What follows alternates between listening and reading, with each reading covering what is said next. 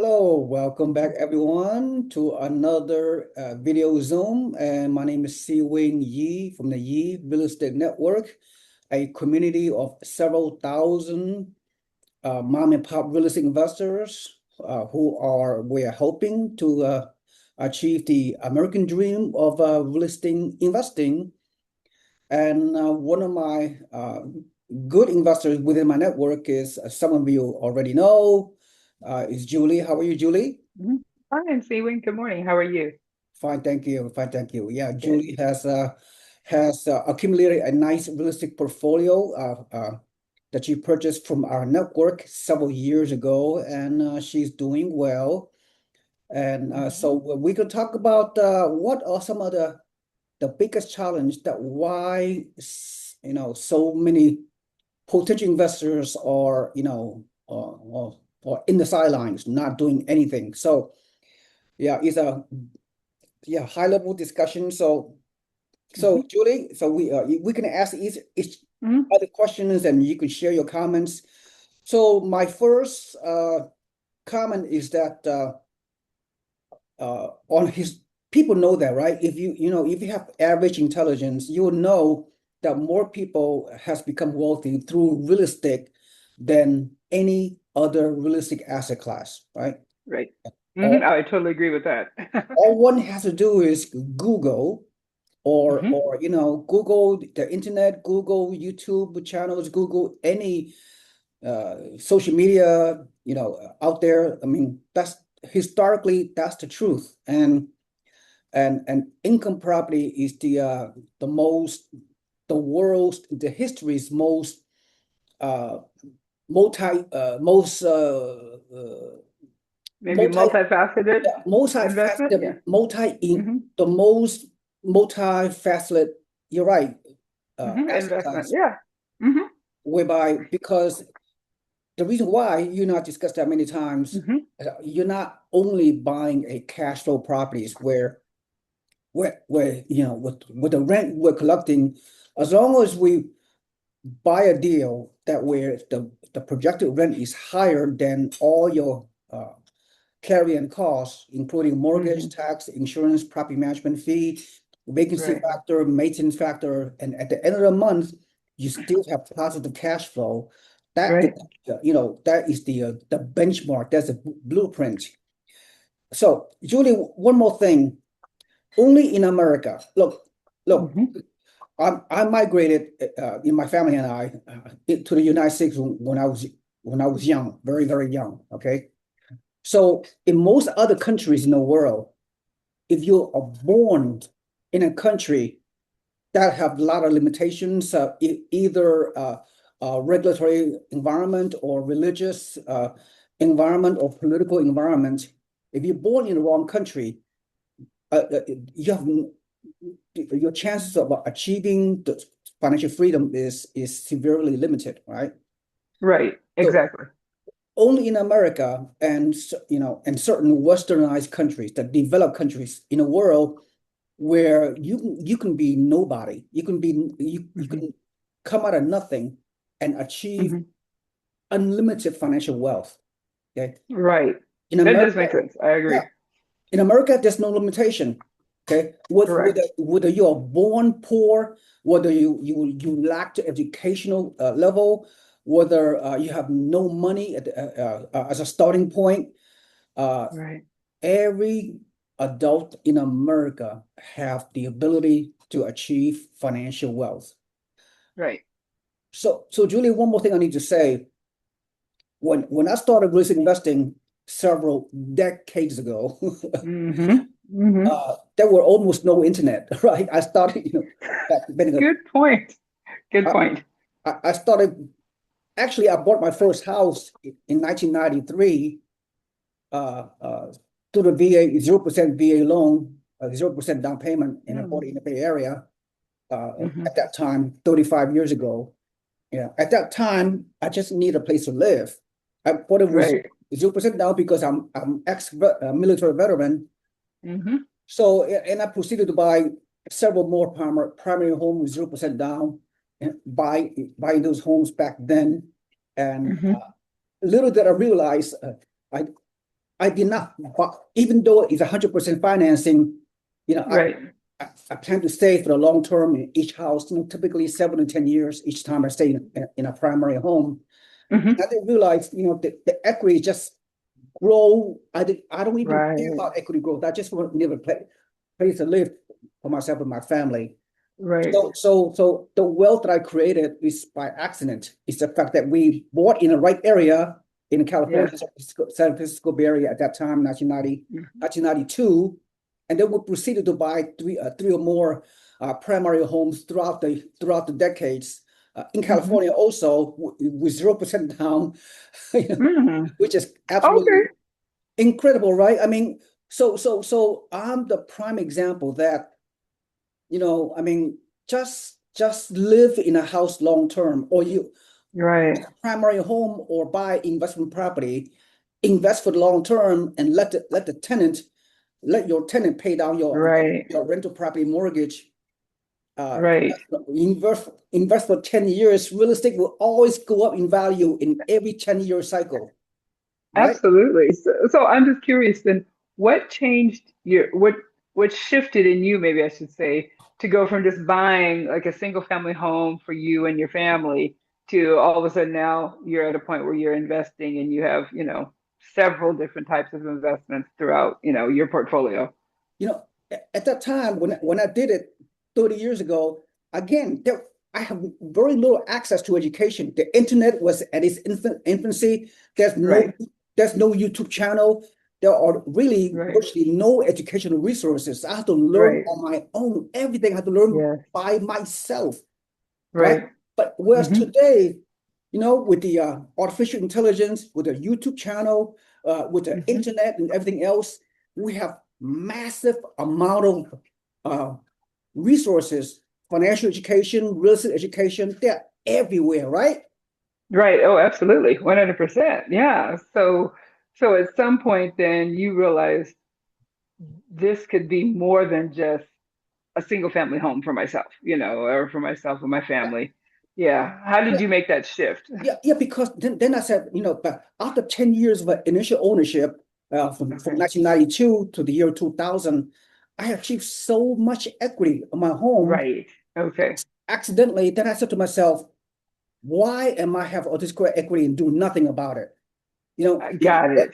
lot of people today, they have so much equity. There's more home equity in today's Hmm. American family than ever before in history. Hmm. Hmm. Hmm. 13 trillion with a T, tango, Wow. trillion in home equity available. Hmm. 40% of the American homeowners do not even have a mortgage. They're free and clear. Right. Right. So maybe explain how the equity in your home, and maybe even give a baseline definition of what equity is. So, say someone that's owned their home for 30 years and it's paid off. So, how can that equity in the home help them become investors? The way I look at it, good question. The way I look at it, on equity, if you do nothing, which is fine. Some people, they don't want to do anything. They just want to live out their life in their family home and Hmm. have the home free and clear so they can pass it on to their children or whatever. Right, The way I right, look at it, all the equity in the home that I accumulated, if you don't do anything about it, it's that equity. It's not earning you a return. right, So what I right. did is I did a cash out refinance and a home equity line of credit to Got it. leverage back in the more than 20 years ago. I leveraged into Hmm. buying out of state turnkey cash flow properties in the hot Sunbelt markets at that time. I bought Hmm. tons of turnkey properties. Even though property management, I still live in California back then. So I bought very, very cheap properties, more than 20 years ago in Las Vegas, in South Carolina, in North Carolina, Mm. in Florida, in Texas, in Louisiana, all over those places, and have property management Right, and manage my property from long distance. right, Yeah, right, so yeah, we went through up and down cycle, went through the financial crisis in 2008. right, I did not do well in 2008 like most people, right? Because of the right. housing crash. But I recover, Sure. I recover and still so So I'm the early adapter of leveraging your equity. Hmm. To do it right, you have to do it right, okay? I mean, you have to manage your equity correctly. You have to run the number, make sure everything cash flows, make sure you have Hmm. cash reserve to address, vacancies and upkeep and maintenance and all that stuff. So invest for the long term. Like, even to this Yes. day, Julie, you know, I'm going to be very, very blunt. All the chaos I see today, like, Hmm. oh, the Iran war or Hmm. inflation or the higher mortgage rate or all the things, all the negativity you hear, Right, right, every single right, right, right, day, to I, all my life, the way I look at it, I don't care. right, I don't let that bother me because those factors I cannot control. I can only control my own unique financial goals, right. my little world of real estate investing, my Hmm. local market Hmm. in which I have rental properties. Okay, Right, too many right. people today they get bombarded and they get brainwashed and conditioned by this doom and gloom, all those Hmm.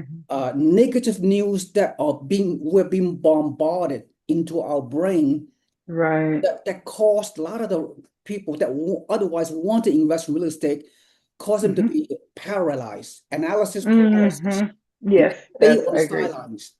Hmm. Hmm. What it's interesting. You mentioned about the interest rates and how people are afraid of the high interest rates. Just in your overall career, what how would you compare today's interest rates to maybe like 30 years ago or 40 years ago, when you first got into it? Because I think it's important that people see perspective on what they think is a high interest rate.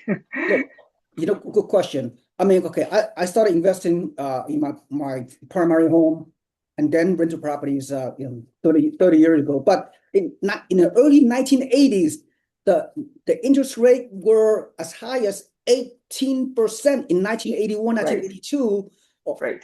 At that time, I was in a military, so I didn't think Yeah, about investing at that time, not yet. But right, at 18% interest rate, there were no housing crash. There were no right. distress in the housing Interesting. market at that time. What Right, what would right, you think today's mortgage rate at 6.5%, that's any kind of resemblance of a housing crash? No. right, right. Exactly. Yeah. Hmm. Isn't that interesting? So I kind of wanted your audience to understand they might be high to where they were maybe 5, 6 years ago, but it's not even comparative to what you were experiencing maybe in the late 80s, early 90s or whatever. And so I think that people are kind of waiting to the interest rate to come down a basis point or two or whatever, And it's really in the long run, if you're planning to have the property for a long term, it really doesn't matter.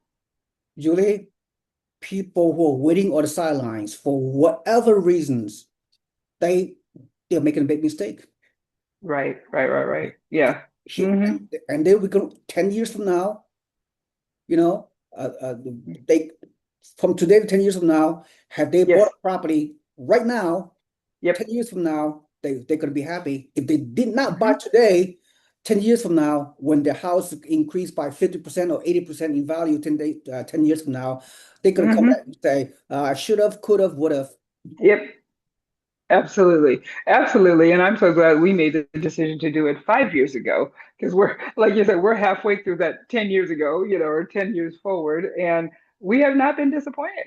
We have not been disappointed with our portfolio. We bought very quickly, maybe quicker than maybe the average mom and pop investor, with no experience. But we have not looked back and it's not been a disappointment at any level. Of course, because, I taught you well. I taught you Right. well, right? And you taught yourself well. You have the right mindset. You have the right, traits. I call it traits, you know, Hmm. TRAITS. Correct. So Hmm. if you have the right mindset, if you have the right traits as a real estate investor, Right, right, right. uh, that is 9/10 of a wealth building. Hmm. Hmm. Yeah, talk about that a little bit because I think there's so many people, like everybody I know, everybody I talk to, all of my friends, they all want to invest. but they don't for whatever reason. What is a mindset of someone that is really ready to get off the needle and move forward on an investment? That's a great question. Look, in my part of my database, right? I have several thousand members on my real estate investment database. As you know, you are one of the Hmm. members, and Hmm. I try my best. I provide the best resource, turnkey cash flow properties, Hmm. a very high probability of success. All they Hmm. gotta do is take action, and yet only a small percentage of our database of investors take Hmm. action. It tells you there's something really preventing them, to take action. It's like I said, a lot of people. I don't know exactly among my membership. A Hmm. lot of these people they have the money. They have the Right. money to buy real estate. They have the down Hmm. payment. They have a good job, and most of them Hmm. will continue to sit on the sidelines because they don't have the right mindset. They do not have Okay. they don't have the right traits. Right. They have not invested in the best investment is invest in yourself. Correct. I agree. I agree. Absolutely. 100%. And Hmm. you have the right traits because that's why you Hmm. took action. Now, Right. I'm not saying you should blindly buy real estate just because Correct. you have the right traits. Because it sounds good. Yeah, Hmm. you gotta underwrite the deal. You gotta find the right deals. Correct. That your buy box have to be correct. Yes. Yeah, so as long as you buy a property that can cash flow at 20 to 25% down payment, you buy Right. good fundamental market. Population Hmm. growth, job growth, migration growth, and you buy Right. a property that is an entry level home. You do the numbers, you do the research. So, today's interest rate at 6.5% is on a Hmm. historical basis, is pretty a normal regular Hmm. rate. There's Right. nothing challenging about it. Hmm. So, the mortgage rate as an investor is the way I look at it right now is not at the top of my list as a criteria to buy a property. I see. The mortgage rate is fourth on my list. The top on my list is even in this market right now today, because there are 20,000 cities in the country. Hmm. There are 6,000 counties. There's a local market in somewhere in the US where you can find a good deal where it Hmm. pencils, where it meets your criteria. Okay. Right. So, Right. the property you buy at a good price, you negotiate at a below market value, whatever. Yeah, and the numbers make sense, and the rent are going to cover uh, you know, Right. your expenses. If you Hmm. can cash flow, any kind of cash Right. flow is good. Uh, Right. that is a good. The way I look at it is, I look at stock market like a dollar cost averaging. Dollar cost averaging under Right. every economic cycle, you Right. invest regardless of the housing What the cycle. market's doing. Yeah, Correct. Yeah. Because you're doing a systematic investment into a stock or an investment or whatever mutual yeah, fund. Yeah, so that's a very good analogy. And then you don't worry about, and using that analogy, you don't worry about if the stock market is going up or down or sideways or flat or whatever. The consistent investment over time, again, operative word over time, will yield you a return, exactly. a Yeah, favorable return. yeah. The asset class you and I like or 1 to 4 unit, right? Single family Right, home, right, duplex, triplex, and fourplex. Why? Because it's a 30-year fixed rate mortgage. correct, Okay, correct. you're getting a mortgage at today's cheaper dollars, and Yes, inflation will debase the future purchasing power of your property. So absolutely. if your mortgage is 30-year fixed rate mortgage, Hmm. and then is what I call the debt you have, the 30-year fixed rate debt you have Right. on all your investment property mortgages, it Hmm. stays same while inflation, Right. you make money through inflation. Right, right, right. Yeah, Yes, that's funny. That I think that answers a question I had earlier. Like, what kept you from panicking? when the market was going down, what I think you said back in the 80s, I think. Right. What kept you from panicking and just bailing and like, oh, let me just get rid of everything. The market's dropping. Yeah. You have to look at history. Okay. Long-term investing, Mm, not only real estate, stocks, right. mutual funds, Hmm. any type of asset classes. If Hmm. you invest, if you have a long-term investment Long term. horizon, Hmm. look at least 10-year horizon, in any kind of short-term fluctuations, it really does not matter because Right. over time, the value of your asset will increase in value. And that's history is a basis, Right. 100-year history of the stock Right. market, 100-year hit of the real estate market. There's only Hmm. one period where there's a downturn, the Hmm. 2008 housing crisis. Or 2008. Yeah. I said Yeah, 88, but yeah, 2008. You're right. 2008 housing crash. That's the only period in 100-year cycle of real estate where housing value Mm. has gone down significantly. Right, right, right, right. So what I'm hearing you say, to really have the right mindset, I think the number one thing would be have a long-term mindset. And I think that's where so many people get caught up in this, what we call microwave society. We've been calling it that for years now. Everybody wants to see a return right now. Right now. Okay, like by this time next year, I should have a 50% return on my money. It's like that's just not realistic. And maybe that's what keeps people from really making a move because they don't have a realistic picture on what it should take time-wise. Yeah, exactly. Julie, one more thing. Okay, let's say I buy property today or 2 years ago, 3 years ago, someone. Now, as long you know have at least a 10-year horizon, investment Hmm. horizon. Hmm. So as long as you cash flow, as long as you're collecting the rent, okay, from the tenant, as long as you're getting cash flow, short term, even if the value of your rental property has gone down 5 to 10% on Hmm. paper, because you're not selling during the asset Right. decrease. If you're not selling your property, who cares about the slight downturn maybe in your Very good point. investment Very property? good point. That's a As very long as good you point. as long as you're making cash flow. Not only that, I did a lot of videos recently as well, which I'm going to put out to the YouTube channel and to my database. Uh, Again, the way you make your money, 5 different ways. Rental rate increases, the tenant going to pay down your mortgage. You can get long-term appreciation, 3 to 5% or more. You get Hmm. amazing tax benefit, which I talked about a Hmm. lot, and Yeah. the inflation-induced debt destruction. The inflation, that all those factors will make you money. And Correct. the performance that I've been doing, you have Hmm. software, the property tracker software.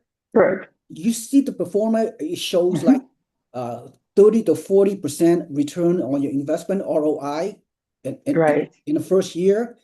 Yes. Those are real numbers. Yes, So, absolutely. but the Hmm. power of leverage, Hmm. you are using only 25% of your own money to buy 100% of the asset.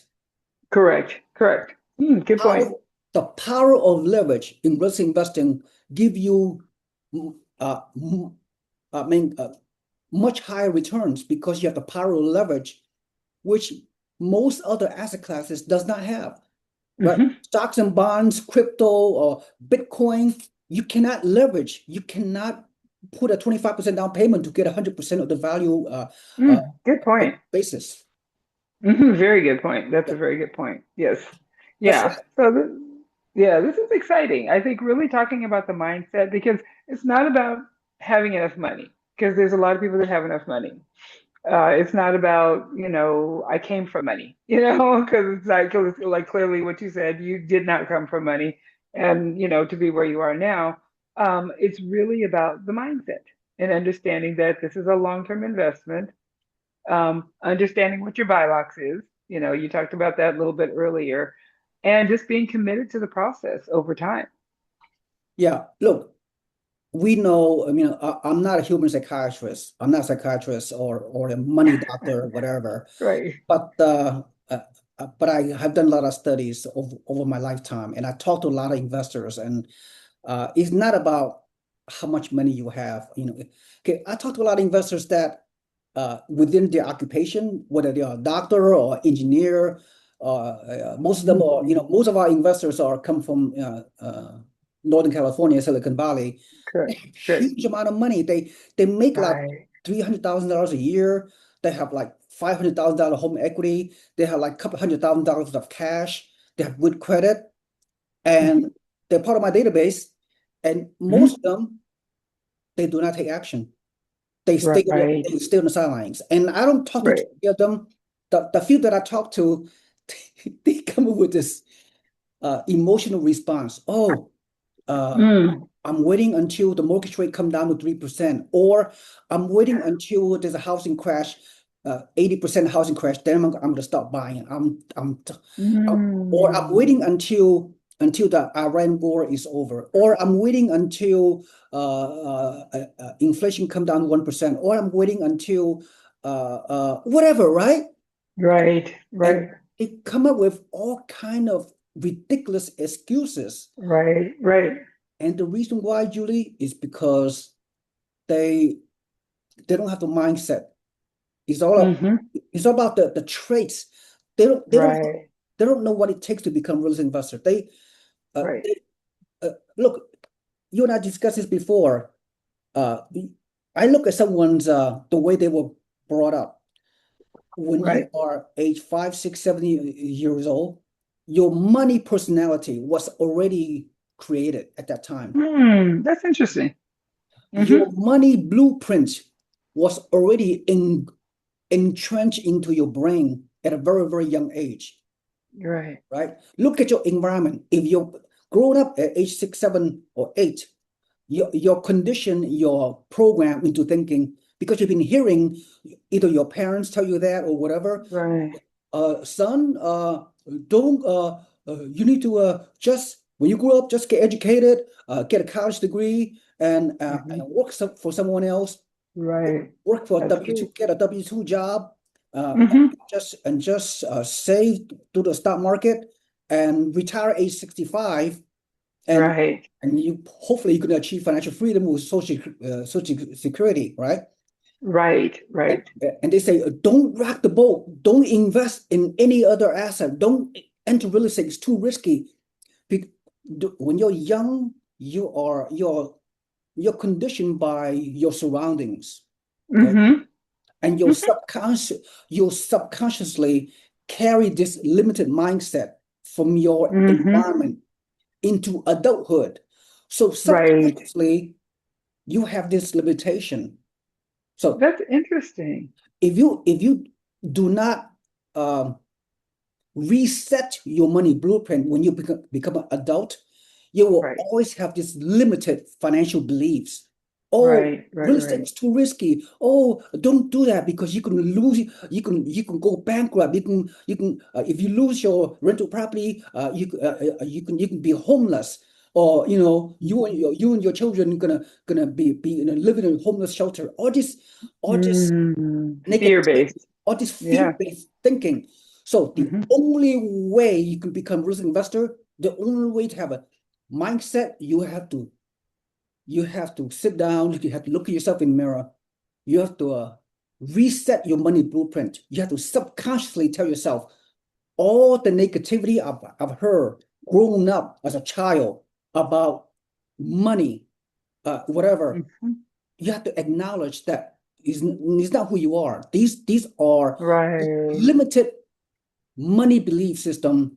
It does not define you. So as Hmm. an adult, before you buy real estate, Right. you have to subconsciously reset your money blueprint. You have to tell yourself Hmm. all the things I've learned, all the limited money beliefs that I learned from my parents, from my cousins, from my uncles, from all the things I've learned when I was young. They are not true. They're not who I am. Okay. Right. Decided Right. Right. Right. subconsciously, I have decided to reprogram my money mindset. I'm gonna. So my brain tell me right now that yes, I deserve more wealth. I deserve Mm, to achieve financial freedom because right. because it's good for me. It's good for. That's the reason. I mean, why? I mean, you tell me, uh, uh, do we need 30 doors, 50 doors, 100 properties to achieve financial freedom? No, No, right? no, you do not. So it's not material. It's what Right. question is, why do you want to invest? Tell me, you tell me That's a good point. why, You know, it's so what's interesting. in it for you? You're right. Um, Freedom, first of all, I think is a big deal. But you know, I what was does it thinking mean? when you were What do you talking mean by about when you were freedom? How do you define freedom?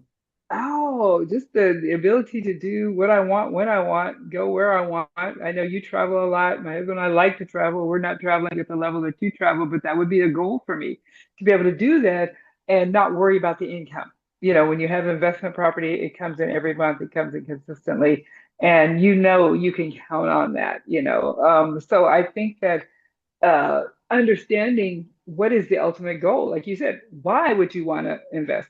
Well, because we want freedom. What does that really mean? You know, thank you for causing me to think about that and break that down. Because I think a lot of people don't ever take it to that next level. They're just like, oh, I just want to make a lot of money. Okay, well, why? You know? Yeah. That's Yeah, very interesting. yeah, Hmm. the why. So Julie, Yes, if I understand you correctly, when you achieve your definition of financial freedom through real estate, what I hear you saying is that you have more flexibility to say, yes, if I decide not to work full time, I could have this buffer. I mean, I could use real estate to correct. fulfill my life if I need, Absolutely. or if I you're not relying on your job. I mean, Correct. people that does Giving not, time for money, I think is what they say. yeah, because if you accumulate enough passive income through real estate, uh, Right. your even if you lose your job for whatever reason, Correct. then you can still maintain You still a have a lifestyle. resilient. Yeah. That's But what, and at some point, everybody's going to retire. No one can work till they're 90 or whatever. You know, I mean, I guess you could, but you know, I would say maybe nobody wants to work until they're 90. But yeah, you know, and a lot of people are living as long out of retirement as they did working. You know, you retire at 60, 65, you can still live another 35 or 40 years. So you have to yeah, have some type of resources. And we know we can't rely on the government. You know, Social Security is bare minimum, you know, for most of us. So, you have to have some other options. And I think that was the thing for me that was for motivating for me and my husband. We wanted other options. We knew he couldn't work forever. I haven't worked in years, you know, but he's still working but he didn't want to work forever, you know, because then you're like I said, you're constantly trading time for money and you don't have and you don't have the money to do the things you want to do with your time. So we were looking for another way to um, create more money so we could have more time for ourselves. you know, Yeah, I think that's right. yeah. Investors, what you just said is really resonates because it's not, money itself have no value. It's Right. how money allow you to do the things that are important to you for yourself and your family, to Absolutely. travel, to go on cruises like I do Yes. quite often, as a matter of fact, for many years. To give you time freedom, it can give you passive income. You don't have to slave away 40, 50, 60 hours a week forever to achieve Correct. financial freedom. So, Absolutely. yeah, anything else? See, each person have to Hmm. ask themselves, what is your Hmm. motivation to do real estate? Right. What else? Anything And else? well, I think what I heard you say something earlier that really made sense because I was actually thinking about my upbringing, how you were saying how your money mindset is really set Oh when yeah, you're tell me, very Julie. young. Tell me if you don't mind. Okay, I know you've been transparent. I Yeah. really appreciate that. Yeah. When you were young, Hmm. look back. I know this is a long, long time ago. When you were young, what some of the negative money beliefs that you were taught by people? Well, actually, you know what? I know my dad, if he were here today, he would say, save a dime out of every dollar that you make, which is, good wisdom. Because I think if I would have saved a dime out of every dollar I make, I would really not be having to worry about buying anything because I would have enough money. But, most people, we're not going to do that. But I did learn at a very early age the risk reward understanding. My dad left a full time job to start a business when I was 4 years old, and he never looked back. And he was not wealthy. We did not come from money. My parents were both from the South. They just worked hard, but they ran a business for 40 years.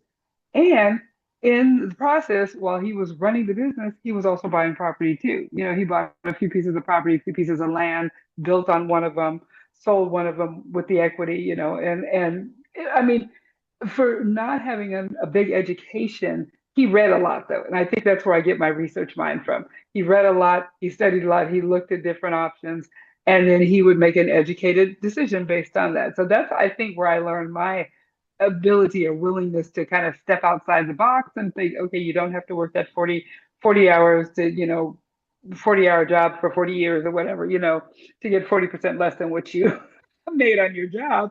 He was willing to take a risk. And that's what I saw at a very early age. And my parents were very good at how they managed their money. They were not wealthy by any means, but they just managed well what they had. And I think that's what I learned. So I think people really need to look at that. Like if you have this, and I think my parents gave us positive influences on how to manage money. But if you have this fear and gloom and we're never going to have enough and there's never enough or whatever, then you're constantly chasing the next great thing. Oh, I don't want to be poor like my mom was or my dad was. So so it's just, or maybe you weren't taught anything, verbally, you just watched your parents struggle or whatever, thought, I don't want to do that. So I think people really have to look back at what did they learn and change, in order to really invest, if that's not what you saw or anything or had any kind of familiarity, you have to be willing to change your mindset. And that requires work too. Before you invest a dime in anything, change your mindset. Julie, so I mean, I really appreciate you sharing that, those kind of wisdom because you have some good traits. Now, with that said, you enter real estate investing is kind of late in life, right? It's late. Yeah. About 5 years ago. Not only Hmm. that, you have purchased multiple properties several years ago. Now you have a very nice portfolio Yes, that will give you a lot of financial options. And absolutely. so most people continue to stay on the sidelines and they come up with all kind of lame excuses. Hmm. 99% of the investors, they especially newbies out there, they, Right, they right. as of today, they still stay on the sideline and they come up with all kind of excuses. Now, Hmm. what trigger your motivation to take action several years Hmm. ago to buy a portfolio of cash flow properties in one of our markets? What is the overwhelming trigger that allow you to get off the sideline and execute on your action plan and just do it in spite of all the doom and gloom, the world's coming Hmm. to an end negativity, all kind of crash thing, all kind of Hmm. just negativity. How you Hmm. overcome that? Tell me that one moment Hmm. that caused you to take multiple action a few years ago to achieve your financial. That's interesting. I think for my husband and I, we just thought we need to get off the sidelines. We've talked about it for years. At that point, I think he and I had been married for maybe not quite 20 years, about 18 years. So we had been together for 18 years and hadn't made a move towards investing. We talked about it, we've looked at stuff, we watched videos, but we just never made that decision. And so we thought, and we had positioned ourselves, we did have some debt, paid off the debt. That's a mindset too, because people can stay in credit card debt forever and not understand why, because you haven't changed your mindset. Once we did that, then we thought, okay, now we need to take action. And I think it's kind of like they have this. I've heard this old proverb that's like, when the student is ready, the teacher will appear. And when we were ready, that's when we met you. It was almost like miraculous. I think we had paid off our debt like maybe 2 months before we met you, and we thought, okay, now is the time. Now is the time to take action. And I agree with 100% of what you're saying. It is all about mindset. It's not about money. We didn't have a lot of money, but we did the research, bought what we could afford to buy. And I can honestly say it doesn't take a lot of money. Yeah, I think people are thinking, oh, I've got to have $500,000 to invest. No, you don't. We didn't have nearly close to that, yeah. but we invested, maximize, I will say, what we had, and in the long run, 10, 20, 30 years down the line, it's paying off now. So I can't, it can only get better. I'll put it that way. It Yep. can only get better. Yep, great comment. So as we conclude, so those people who are listening to us on this podcast, so what is your how what you tell people out there don't continue to sit on the sidelines Mhm. for years and years and years. A lot of my database investors that I know, they've been part of my network for the past 20 years. Right, They watch my right. videos. They monitor everything for Hmm. 10, 15, 20 years that I've been doing Hmm. this with, and they still, Hmm.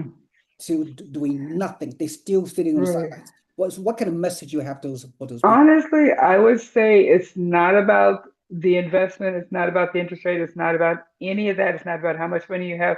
You have to change you. I would say your biggest obstacle to investing is you. And then when you change your mindset, like I said, the right opportunity will open up for you. But you got to start with you first. So that would be my best advice. I absolutely agree. All right. With that said, thank you so much for your Thank you. words of wisdom. Really is very motivating, and people out there, it's Hmm. just take this information and just roll with it and get off the Hmm. sidelines and start buy your first and more subsequent rentals. You will not regret it 10 years from now. Absolutely. Don't give me this excuse. Oh, 10 years ago today, I would have, should have, could have buy something now. Right. Years behind, whatever. Okay. Yes. Well, thank you. It's been a good show. Thank you. Thank you so much, Mhm. Julie, for presenting. Have a nice day, everyone. Thank you so much. Okay. See you next time. Bye-bye. Bye bye. Mhm.